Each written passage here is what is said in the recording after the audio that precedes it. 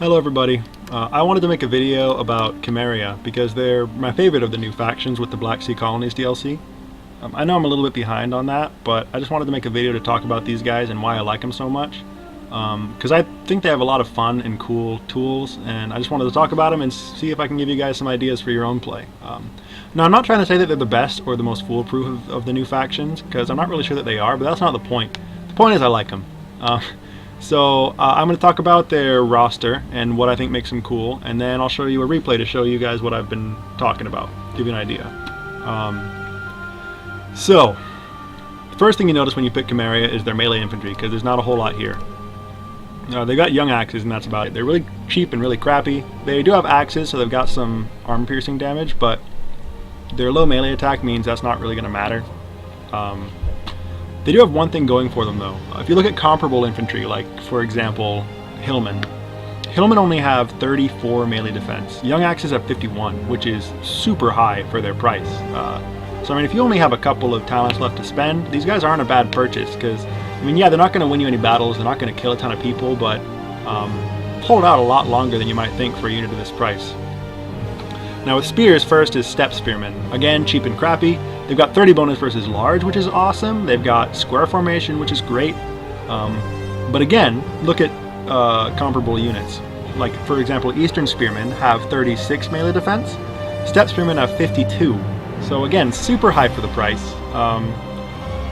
And yeah, so they'll hold out for a lot longer than you might think for the price. That's one of the cool things about Cimmeria. Their really cheap infantry is surprisingly durable because of their high melee defense.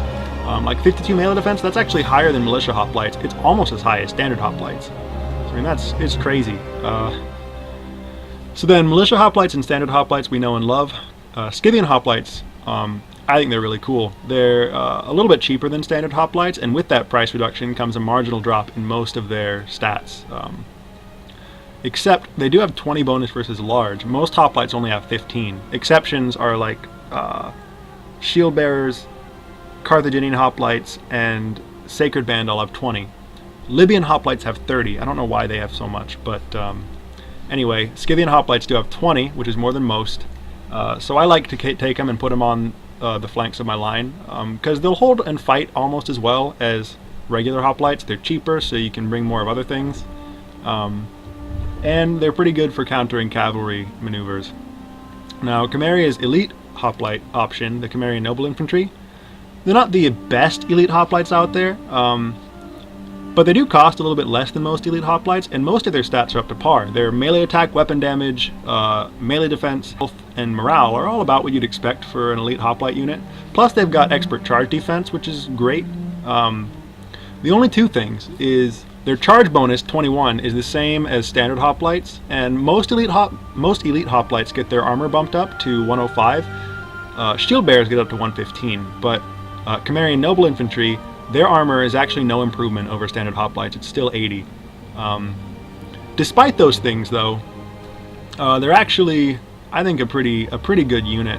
They're a pretty solid unit. Definitely worth it if you're looking for an elite hoplite. Because, I mean, that expert charge defense is really what makes a huge difference. So definitely, like, don't shy away from them just because their armor's not super high, because I still think they're definitely a worthy elite unit. Now, their missile infantry is one place where I think they really shine. Javelin and javelin and slingers are kind of whatever. Like, you know, we know about them, we don't really care. Steppe archers, really cheap with 150 range and 40 missile damage. Most archers only have 35.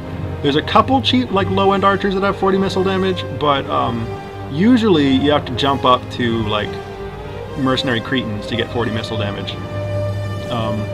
So yeah, any cheap archer with 40 missile damage and the long range is going to be definitely worth the purchase. Cimmerian heavy archers. Now this unit is great. This is one of the reasons I love this faction. The thing about these archers is they're the same price as mercenary Cretans, and they have the same range stats as mercenary Cretans. The only difference is mercenary Cretans get heavy shot and they get whistling shot, whereas Cimmerian heavy archers only get the flaming shot, which Cretans also get. The other difference is Cimmerian heavy archers get precision shot, where Cretans get quick reload. Now, I actually think precision shot is a more valuable ability than quick reload. because it's really easy to waste a quick reload. Like, you use it, you pop it, your enemy sees, all they got to do is charge some cavalry and force you to run your Cretans away, and then you've wasted your quick reload, because you don't really get any value out of it unless you get several volleys off. But precision shot improves weapon damage, it improves your missile damage, so all you need is one volley and you've gotten your boost. So it's much easier to use precision shot than it is to use quick reload, and for that reason I think it's more valuable. So yeah, not counting the missile, the different ammo types, Cimmerian heavy archers are just as good as Cretan archers at arching, right? The thing is, they have higher melee stats, pretty much across the board. Well, actually totally across the board, they have higher melee stats. Their armor isn't quite as good as Syrian heavy archers, but everything else is better, and they have the better missile stats of Cretans anyway. Now, the thing about it is, you might be saying, hey, I'm not really planning on using my archers in melee combat anytime soon. And to that, I say touche. But the thing about him is, and this is what I really love about this unit, most skirmishers have like a crappy short sword for their melee weapon. Cimmerian heavy archers, like Parthian or elite Persian archers, are an exception to this. They have a spear, and that spear comes with 30 bonus versus large, which is amazing. So what's great about this is your enemy sees your skirmishers and they're like, ooh, archers, let's charge them with cavalry. And then they hit them and you set your archers into melee mode and you start fighting the cav, and they say, why are so many of my horses dying? They're just archers. So that's a lot of fun. It makes them a lot easier to defend, largely because they can kind of defend themselves. Now pick peltists are a real powerhouse.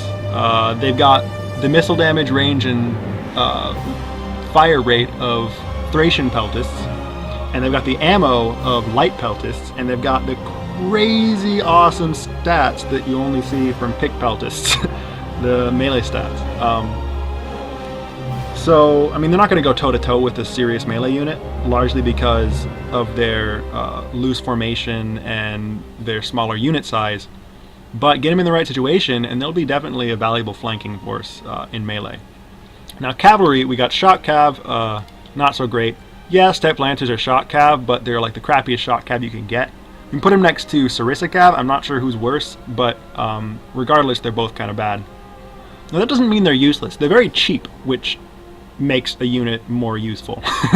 But the other thing is, I've used them before. I put them in my far back line, and then when the enemy tries to use cav to go after my skirmishers or my do rear charges, I just charge my step lancers into the enemy cav's flank and rear. So it kind of discourages the enemy from using their cav in that way. Then their melee cav, they've got citizen cav, which is not the best, but they're okay. We're used to that with most of the Hellenic factions out there. The thing is, one thing I've noticed is if you're planning on doing rear charges, it's tempting to go for the shot cav because of the high charge bonus. But the thing is, step lancers don't have any formations, but citizen cav have diamond formation. Now, if you put them in diamond formation, they're almost as good on the charge. I think they're actually probably about as good on the charge as step lancers. Plus, they have the added bonus of being much more durable in melee, like long, drawn-out melee engagements than step lancers could ever hope to be. Plus, they've got the shields, so they can block missiles and all that good stuff. Now, the thing is, their melee cav isn't so great, but the meat of Cimmeria's cavalry is really their horse archers. Now you can bring a ton of really cheap step horse archers. That's fine. They do have 40 missile damage, which is awesome. More than some horse archers. But for me, I usually make up most, if not all, of my cavalry contingent out of horse archers for this faction. Because of that, I think it's usually, for me at least, it's worth springing for armored and noble horse archers, because they have much higher melee stats than the step horse archers, and they get precision shot, which is really nice to have. So what all this means together is that this faction is going to be really dangerous when you go up against a cav heavy faction, because they've got good solid spears.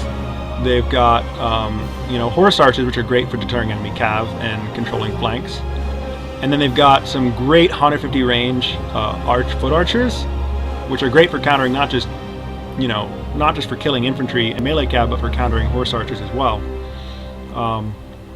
Plus, their heavy archers have the spears, which makes them really resistant to cavalry attacks. I would not recommend bringing this faction up against an infantry heavy army, especially not a sword heavy army, because they don't really have anything to answer that with. I mean, these hoplites will hold for a while, but they're not going to win a fight against a serious sword line. The only option I think you'd have, the only hope against a good sword faction or a good sword army, would be to hold as long as you possibly can, and then try to get some peltists, some picked peltists around the flank to just hit them in the back like crazy. Maybe get your horse archers around to start hitting them in the back. And if you can, maybe some young axes onto the, into the rear. Specifically, has to be the rear of like heavily armored units. But that's tough to do. I mean, it's really tough to counter a sword faction with these guys. That being said, if you were to bring to find yourself fighting a sword faction, that's the only place I'd pick. I wouldn't take them against a cav army, because their range means they're not going to have much time to get off shots before they're charged, and even though they do have good melee stats, they're not going to stand up long against a solid cavalry charge.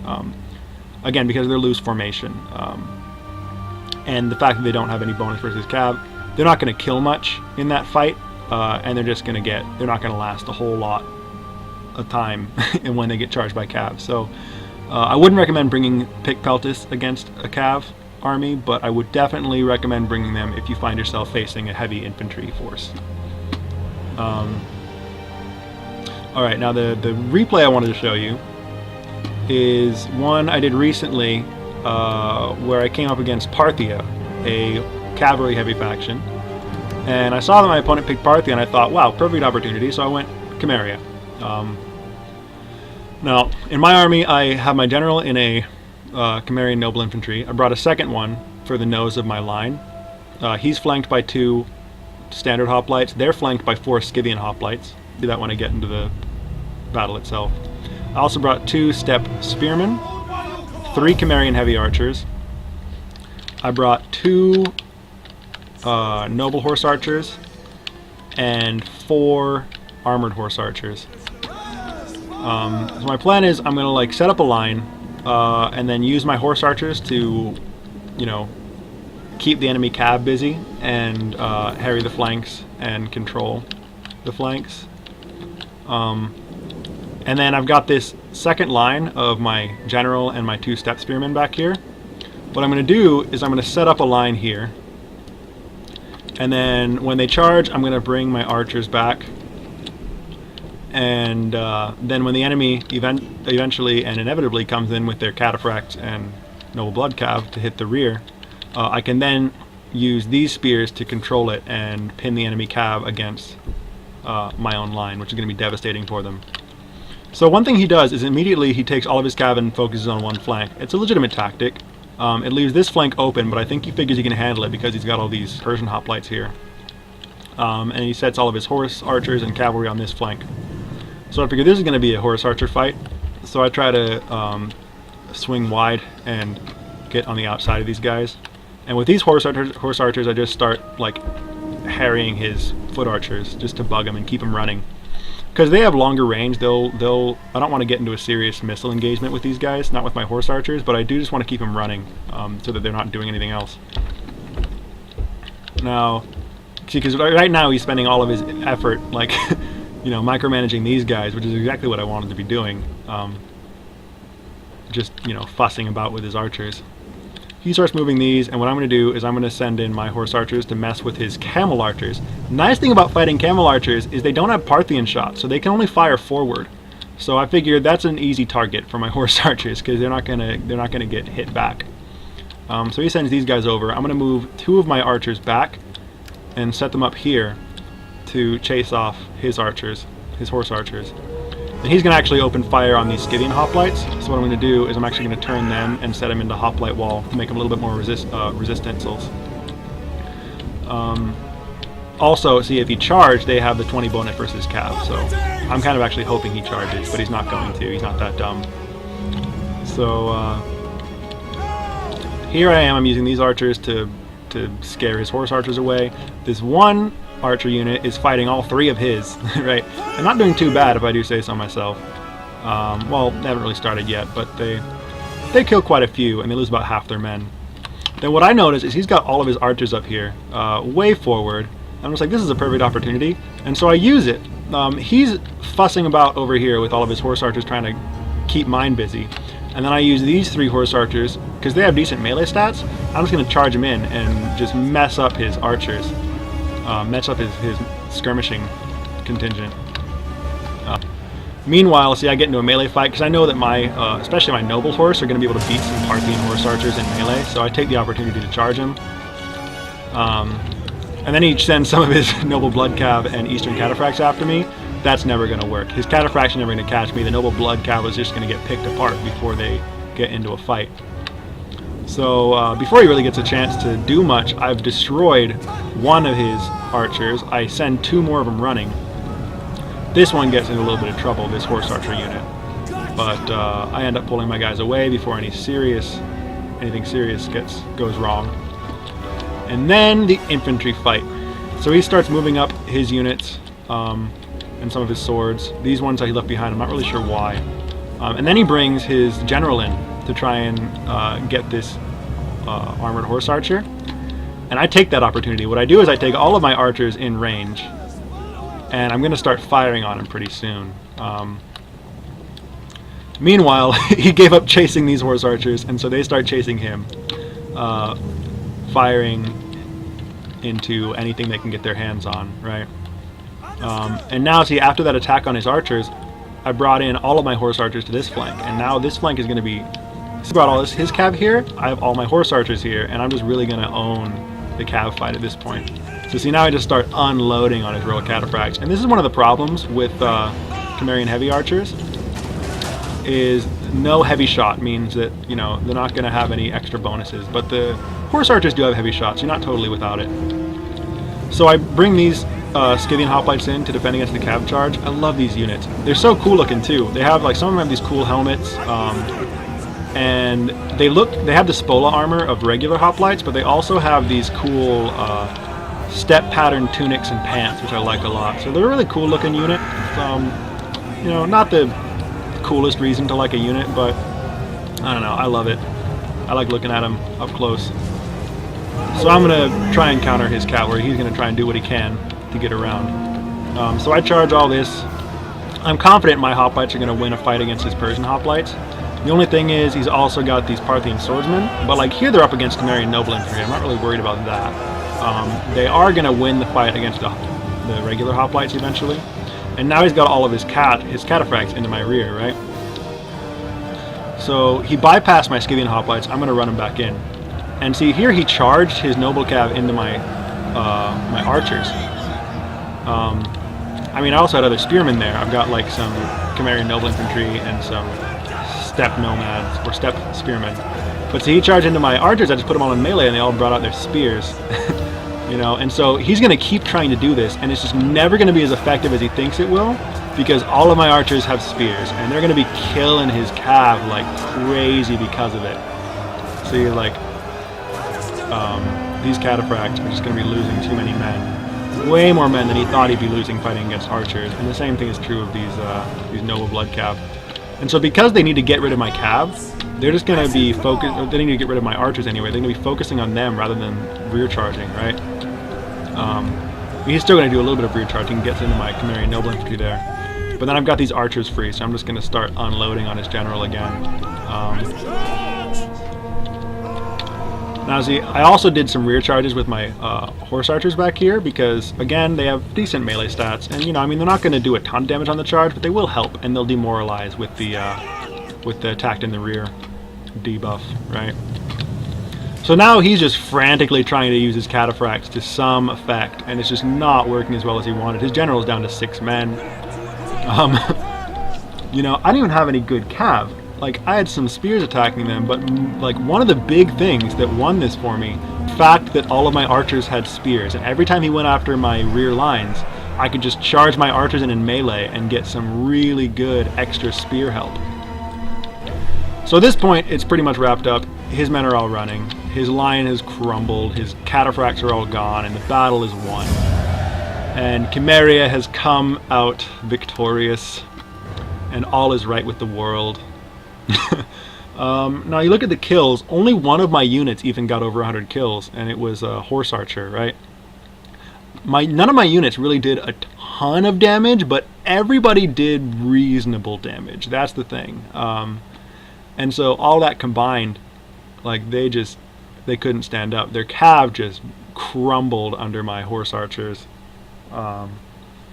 And they couldn't get rid of my skirmishers because my skirmishers had spears, you know, and solid armor and health, especially for missile units. You know, his Persian hoplites did almost nothing.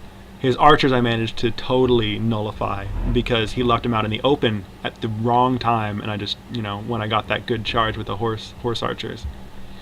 So, you know, in the end, I mean, he got some good kills with these royal cataphracts, but he didn't come anywhere near to paying for itself because it's only like 120 kills, and that's a really expensive unit. So, yeah, so, you know, fighting against a cav heavy faction, you have a lot of great tools to just completely nullify enemy cav and make them not anywhere near as useful as the enemy expects them to be. So yeah, that is my little take on Cimmeria. I hope you enjoyed it. Maybe you'll try playing them yourself again. Not recommended against a sword faction, but if you're coming up against something you expect to be a cav heavy army, man, these guys are great. So yeah, have fun playing, and I'll see you sometime later.